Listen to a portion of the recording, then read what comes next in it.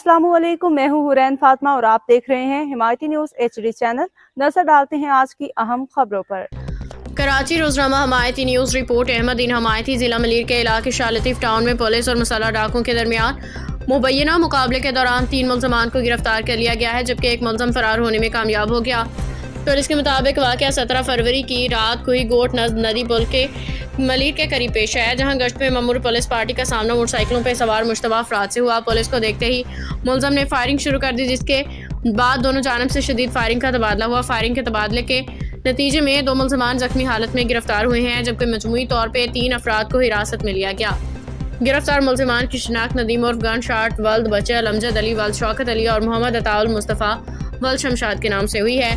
Police के मुताबिक गिरफ्तार मुलजमान इलाके में मुख्तलिफ जराइम की वारदातों में मुलविस रहे हैं। मुलजमान के कब्जे से 2 अदद 30 बोर पिस्तौल, मार राउंड, 3 टच मोबाइल फ़ोन और 1 पेड मोबाइल फ़ोन और 1 पर्स, 1 मोटरसाइकिल होंडा 125 बरामद कर ली गई है। पुलिस का कहना है कि बरामद होने वाली मोटरसाइकिल बगैर नंबर प्लेट और पेंचशुदा नंबर के साथ मिली है, जिसका रिकॉर्ड CPLC के जरिए चेक किया जा रहा है। जख्मी मुलजमान को फौरी तौर पर इमदादी कार्रवाई के लिए अस्पताल मुंतकिल कर दिया गया है, जबकि बरामद होने वाला असलहा के फोरेंसिक तजज़िये के लिए भेजा जा रहा है। पुलिस के मुताबिक मुलजमान के खिलाफ ज़ाब्ते के मुताबिक कानूनी कार्रवाई जारी है। मज़ीद अपडेट्स के लिए देखते रहें हिमायती न्यूज़ HD चैनल।